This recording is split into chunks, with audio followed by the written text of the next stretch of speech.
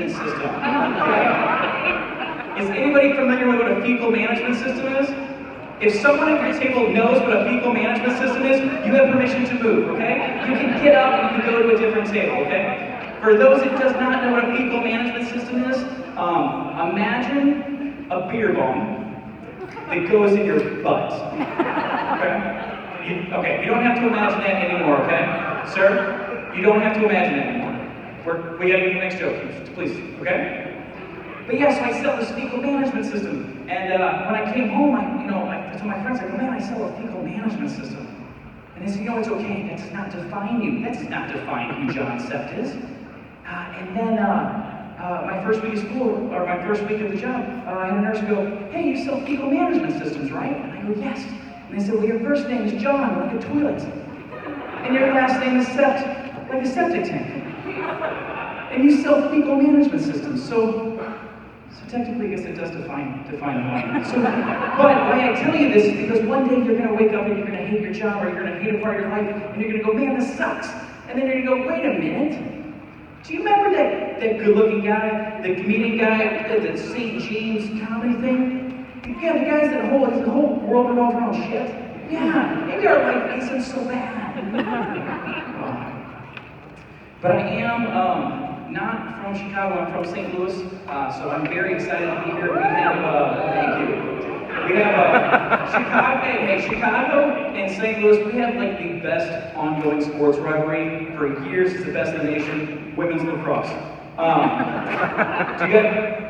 You guys don't watch women's lacrosse? Oh, it is not for the faint of heart, let me tell you that. And not to get sidetracked, but I like that word faint of heart. I wish we used that more. Like, I wish I could be in a hospital and just hear like just a couple guys talking and just being like, well, hey Bob, why are you here, man? Oh, hey Jeff, I had to have triple bypass surgery. Oh, did you have a heart attack? No, I got diagnosed with being faint of heart. Oh my God, I'm so sorry.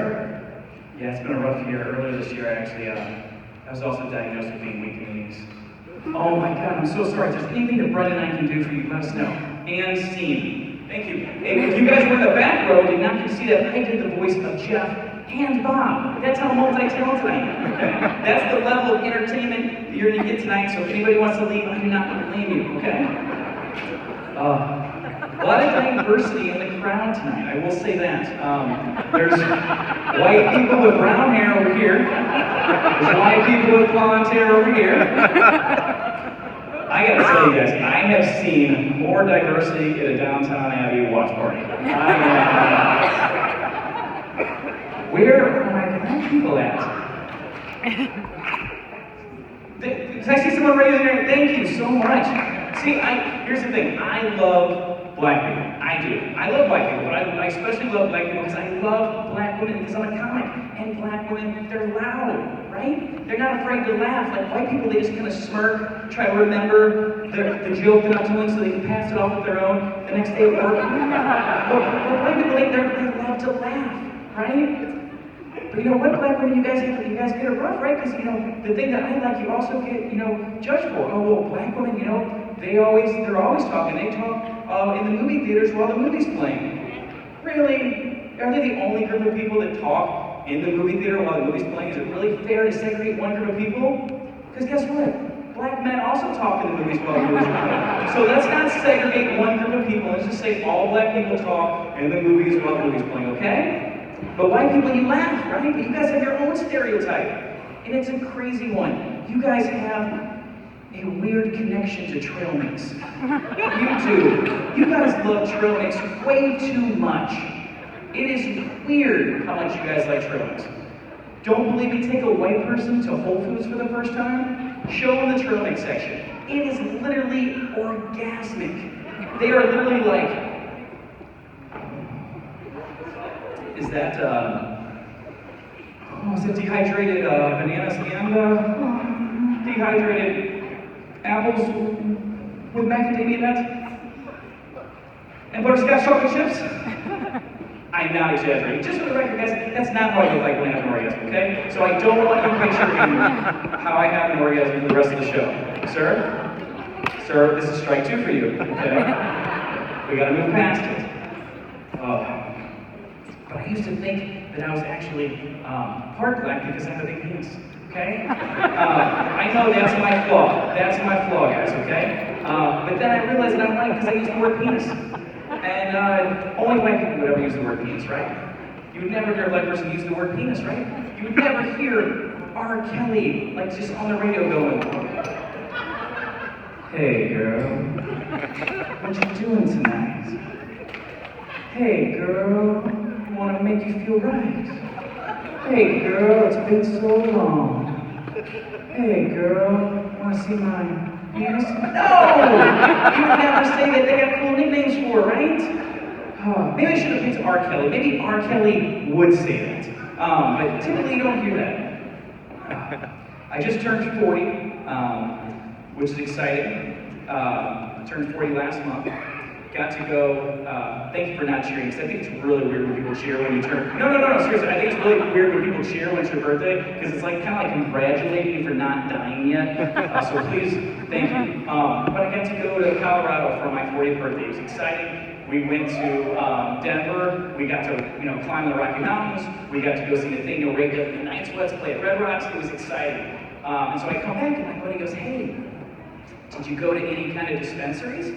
And for anybody that does not know what a dispensary is kind of like an Apple store, but instead of fixing your phone, they sell you weed. So I guess it's not like an Apple store at all, but just bear with me. So I said, "No, I didn't go to a dispensary, I didn't get weed, I didn't get any gummies or edibles."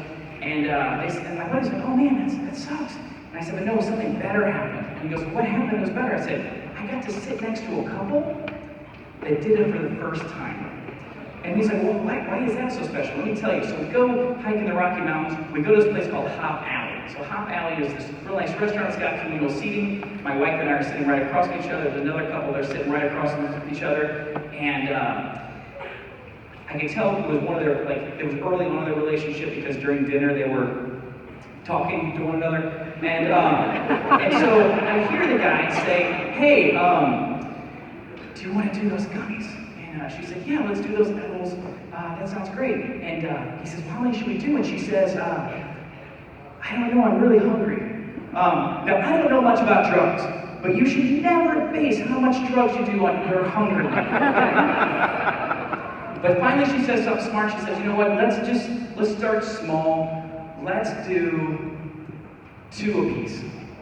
Once again, I don't know much about drugs, but if I was going to try a drug for the first time, the last thing I would say is, "Let's do 2 apiece." If this was Family Feud, the number one answer on the board would be 1/2.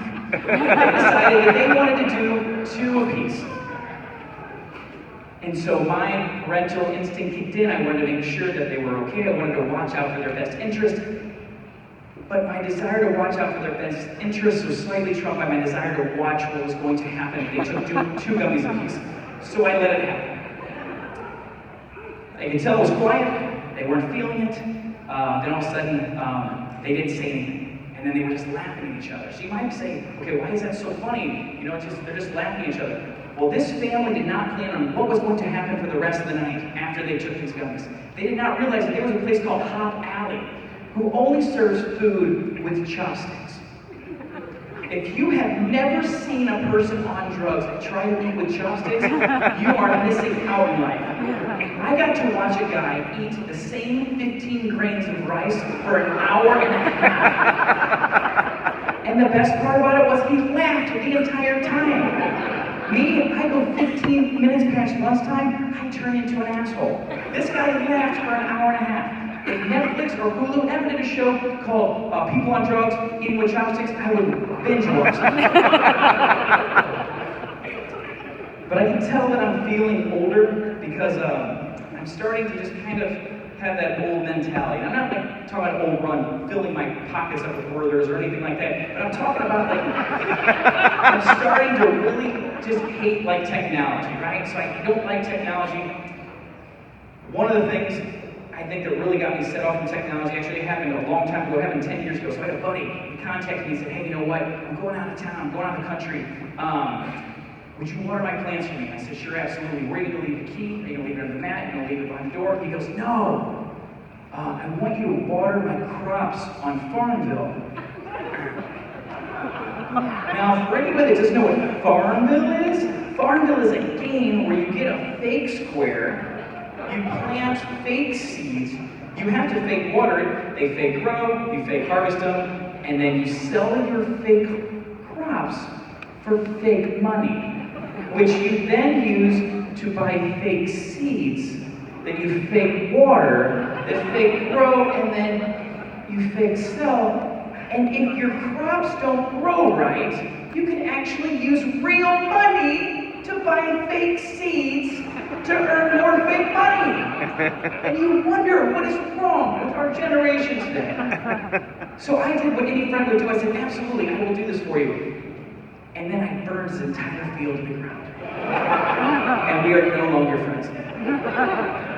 But I hate technology. Ring doorbell system? Who's got a Ring doorbell system in the audience? Yes. Okay? Ring doorbell system? If I was the ad manager for Ring doorbell system, I would say, hey guys, who would like to get a text every time a leaf blows in your yard? Use Ring doorbell system. Because that's what it is.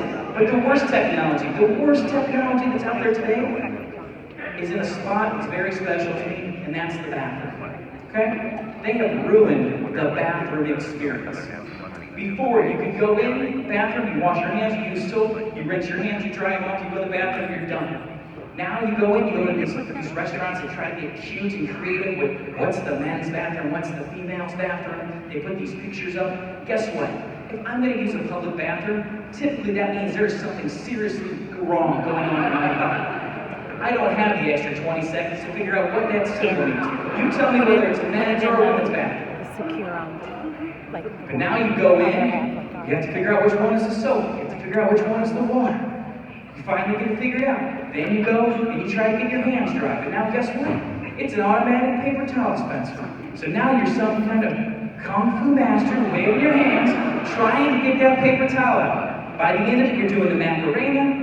You finally get your paper towel out, and guess what? Your hands are air dry. You don't even need the paper towel anymore. But the worst part about it, is the bathroom situation. Before, you could sit down and take a poop without getting enema. And now you can't, because now we have automatic flushers. Whoever designed the automatic flushing toilet must have been a 90-degree pooper, but I am not a 90-degree pooper. I'm going to tell you right now, I am a 45-degree pooper. If I have P.F. Chang's, I am a 20-degree pooper. In high school, if I drank and ate a lot of hot wings, I was a 180-degree pooper. That's standing up for anybody that didn't major in that. But it's crazy. And then, guess what they do now? Is they ruin that experience, and now they add the bathroom attendant. What kind of messed up focus group did I miss where we passed the idea of the bathroom attendant? Hey guys, we're going to talk about the bathroom experience. I would like you guys to tell me what you like, what you don't like about the bathroom experience. Yes, you sir. I notice when I go and wash my hands, I'm getting a little bit of tennis elbow reaching for that paper towel. Would it be possible to have somebody in there that can hand that towel to me? Oh yeah, absolutely. Lazy piece of shit. Okay, cool, gotcha. What else? You sir. Oh yeah, whenever I go number 1.5, that means when I go number 2, it comes out like number 1. And I have explosive diarrhea, and it's where my body is violently expelling everything. I would really love if someone was just standing right outside the door. Yeah, that would be great. Oh yeah, you sir. Yeah, sometimes after I poop, I kind of just want to brush my teeth. Okay, so you want a toothbrush and toothpaste in the bathroom, yes. I'm going to tell you guys something. If you guys think your breath smells like shit, and you use a toothbrush in a public bathroom, your breath is going to go from smelling like shit to actually having shit in it. Okay? But it's horrible. And you know where they have these attendants now? They have these attendants in strip clubs. Okay? Now we're going to go a little off kilter here, but we'll get through this together. Okay? I don't like strip clubs. Okay. I fall within that small group of people that don't like strip clubs. I apologize to any strippers in the audience tonight. I I don't get them, right? I just don't, for me, I don't serve a purpose, right? So if I'm hungry, I go to a restaurant, I eat, I come back home full, right? But when it comes to a strip club, you go there if you're a guy because you're hormonal. And you go and you get a lap dance and you leave more hormonal. Unless you wear Monroes. That guy knows what's on. Plus, I don't know, I'm a weird lap dance recipient. I don't like it. I'm always awkward. I'm like the guy that's trying to find out where her life went wrong. We're talking about other career options. I'm actually creating a LinkedIn profile page for her as this lap dance is happening. You know, I have this dream of like getting through to her, or one day I just open the door and I come and I pick her up, and it's like some scene from Officer and Gentleman, and you know, I pick her up and stripper glitters falling off her, and they're playing like "Love is us up where we belong" in the background, and she decides to go back to high school. And that's never gonna happen, right? Plus, I think it's cool. I think for like bachelor parties, I think it's cool to take a buddy to a strip club, right? Because they're getting married. You're showing them something they're never gonna have, right? You're like, hey, you're getting married, we're going to a strip club, you're never gonna have this ever again. For me, it's kind of like taking, I don't know, like a homeless guy to a homeless garden show. Being like, hey, do you like this back patio stuff? Do you like this over up? Oh, guess what? You're never gonna have this. I just think it's cruel. Plus, I'm technically not allowed in strip clubs anymore. There was a little bit of an incident. So, I was there for a bachelor party. My buddy was trying to give some money to the nice lady on stage. And he asked for some money, and we decided that we were going to make it hail, which is like making it rain, except you only have 86 cents in your pocket, and you stand up and you throw it up, and you yell, "We're gonna make it hail," and you know strippers don't like being hit with coins. Do you know who doesn't like it either? Bouncers. Do you know you can get picked up on your neck? It's crazy. Now we're gonna shift gears here. When I saw Marcus Monroe, I actually looked him up on YouTube. He's got this highlight reel where it's like him playing at a bunch of different places and he put it all together. Now, I'm not very good with technology, so just bear with me, okay?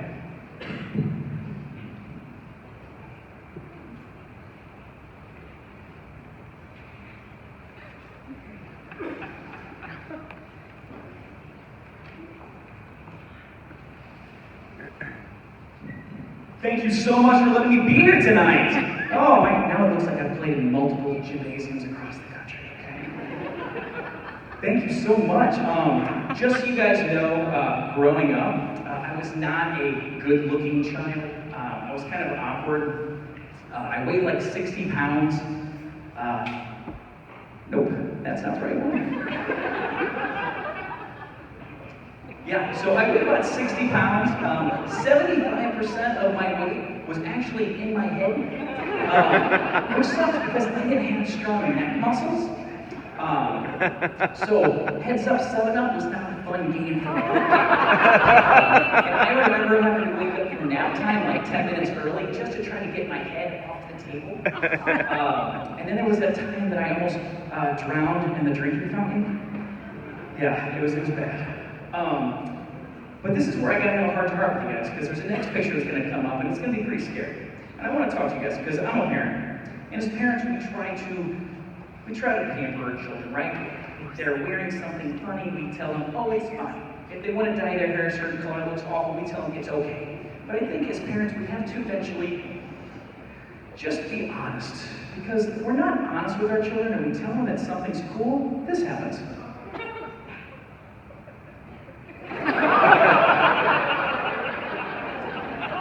So, that was the cool haircut to have. The problem was I was the only cool kid in the whole school. And all the non-cool kids used to kick the crap out of me every day. Yeah, and my mom would say, oh, they're just jealous, they just want your hair. Yeah, I know, they tried to cut chunks of it off today on the bus. Yeah, and I don't know who sends their kid to picture day with a pink shirt with shoulder pads, but that's pretty bad, right? But yeah, so growing up, I wasn't a good-looking kid. I would actually practice rejection lines versus practicing pickup lines. Like, all my friends were practicing pickup lines, and I'm practicing rejection lines. I'm like, hey, Cindy, do you wanna dance? Oh no, you don't want to? Oh no, actually, I said you look really fat in those pants. Yeah, if I'm gonna feel bad, you're gonna feel bad with me, so. But yeah, it was awkward growing up, but my mom, she was a saint. But when you're a mom, you have to pamper your kids, and you say things like that to your kids, right? Like my mom would tell me, hey, you're gonna be a model, right? You're a model, you're gonna be a model. And then, guess what, guys? I don't know if you know this, but unless they come out with Ass and Back Hair magazine, I'm not gonna be a centerfold or anything, okay?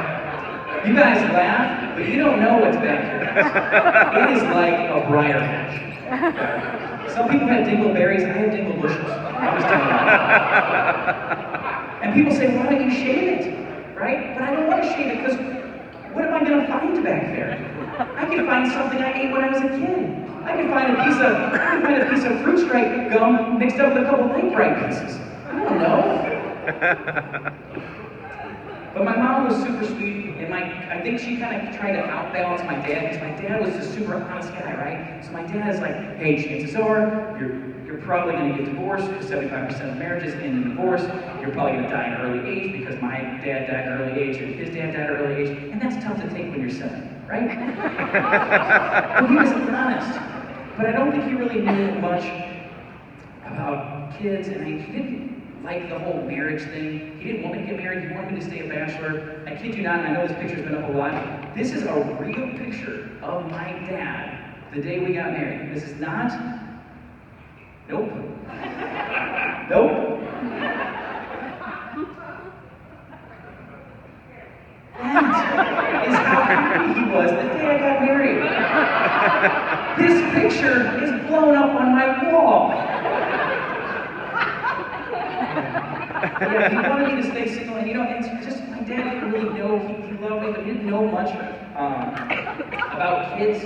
Like, he would always, for Christmas, he would always go to Radio Shack, and he would give me whatever was in the bargain barn at Radio Shack. So I remember being 5, I got an electronic pocket Rolodex. I knew 3 people, 2 of them I lived with. The next year, I got a pocket thesaurus. I didn't know what a thesaurus was. I thought it was a type of dinosaur. I was excited. I was like playing with it like a dinosaur. It wasn't until the next year I got a pocket dictionary. I could look up what my pocket thesaurus meant. But yeah, it was just, I don't know. He meant well, but I wish he was still around because I have questions to ask his generation. And I think if you guys have your parents still around, ask them stuff about their generation. Ask them about, hey, how did you meet mom? Ask them about, hey, tell me about the war. Ask them, why do you guys feel like it's okay to comb your hair, brush your teeth, put your shirt on, talk to 12 different people, and then put your underwear on when you're in the YMCA locker room? I don't get that. I really don't understand. There are more white balls flying around in YMCA locker room than a PGA tournament. I'm just telling you that right now. Okay, give me a heads up. I'll just throw it up on stage. But it's hard to have kids, right? It's we have 2 wonderful parents to 2 wonderful children. $350. Wait. No. The problem is we have 3 kids. So that means at any point in time, we're not being wonderful, and one of those kids is being an asshole. And they're taking turns on who gets to be it, right? It's word. But I think what makes it hard is that my kids are getting smarter than me, and it's scary, right? It used to be easy when your kids were like 1, you go to the zoo and you're like, oh, is that a frog, Dad? And you're like, that's a frog. Now you go to the zoo and you're like, hey, look, it's a frog. And your daughter's like, no, that's a West African poison red-eyed green dart frog. Oh, okay. And it gets bad because my daughter will go places and she'll go, "Hey, Dad, it's a parallelogram." And I'll go, "You're right, sweetheart, it is a parallelogram." But I think also what's throwing a kink in things is that we have a boy now. So we have introduced a new body part into the mix. So, my wife made the decision we are going to call it what it is. Let's call it a penis, let's call it whatever it is. There's no cute nicknames for it. And you can't let your kids know that you feel uncomfortable with those words, because if you do, they're going to feel subconscious, but they're also going to use it against you. For example,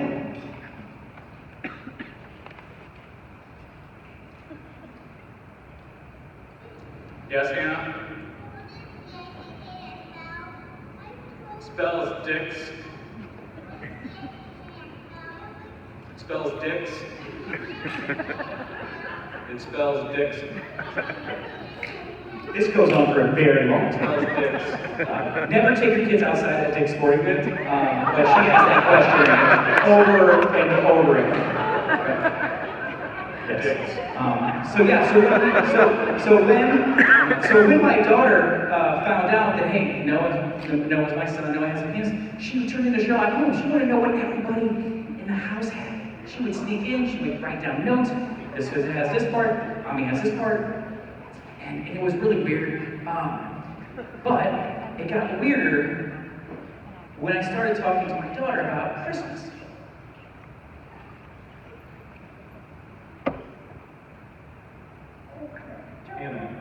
Anna, what do you want? A penis.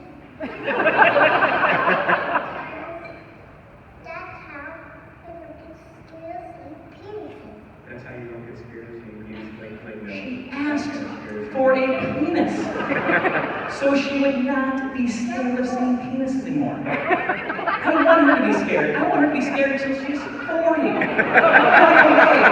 They're not good things. But yeah, it's awkward, especially when that's what she asked the mall Santa for as well. By the way, the folks at Child Services are very nice. The best is that my daughter also decided that she would like to make an announcement to our family and friends on who had what part. So we're having a nice little family get together. My daughter comes down and says, "Can I have everybody's attention? I just want to let you know that Noah has a penis." Okay. I want to let you know that Daddy has a penis. Okay, that's good. I kid you not. The next words from her mouth, "I just want to let you know that Daddy's penis looks just like Noah's penis." No, it doesn't. No, it does not. No. She was talking smack to me, and she was only 5 years old. If you guys liked the show tonight, and you guys want to buy a CD, I'm selling them. They're not CDs of the show. They're just CDs I bought from Columbia House a long time ago. I think I have Right Said Fred. I have the soundtrack to Boomerang, if anybody wants to buy it. But in all seriousness, if you want to follow me out to the car to get those CDs, it really is money. So, thanks. My daughter wanted me actually to tell a couple of her jokes, if you don't mind. First joke is, what do you call a cupcake that gets rainbow?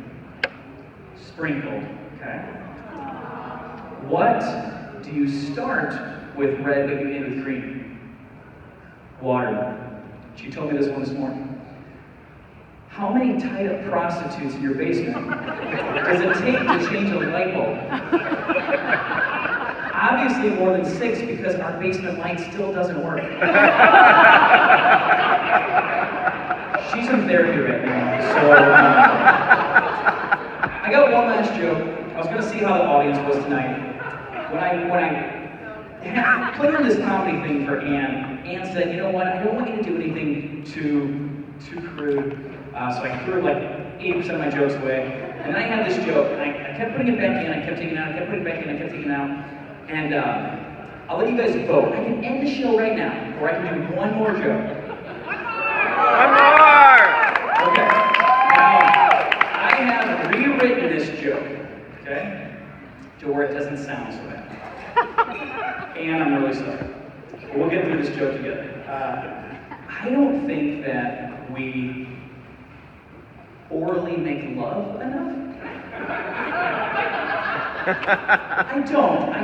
don't feel like it happens as much as it should. I feel like it used to happen like a lot in college. Like I feel like college was like the island from the TV show Lost, right? Like while you're there, a bunch of cool shit happened, and you were kind of scared, and you were kind of excited, and all you wanted to do was leave the island. All you wanted to do was leave college, and then once you left the island, all you wanted to do was go back, right? You said, no, this stuff doesn't happen anymore. I want to go back to the island, and then you just find out that you've been dead inside the whole entire time. And I'm sorry that I just ruined Lost for anybody, but I gave you guys 11 years to watch Lost.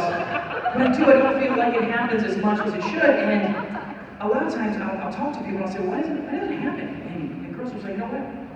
It's a dirty part. It's dirty. I'm telling you right now, if you think that's a dirty part, you've never watched a guy take a shower. We spend 95% of our time in the shower cleaning that area. A genie should pop out. That's how much drumming is going on. If you want to do something gross, kiss the middle of our back. What's the last thing you saw us doing? It is borderline masturbation.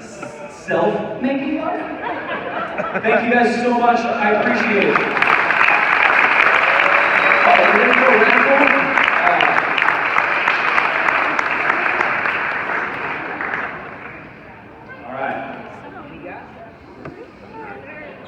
All right. 50-50 raffle.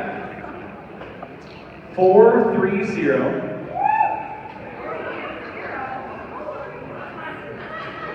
5742. 430 5742. What color ticket? Orange ticket.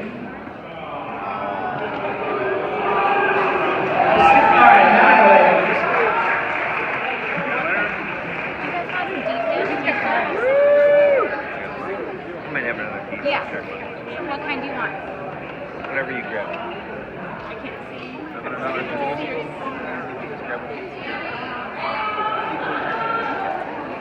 Okay.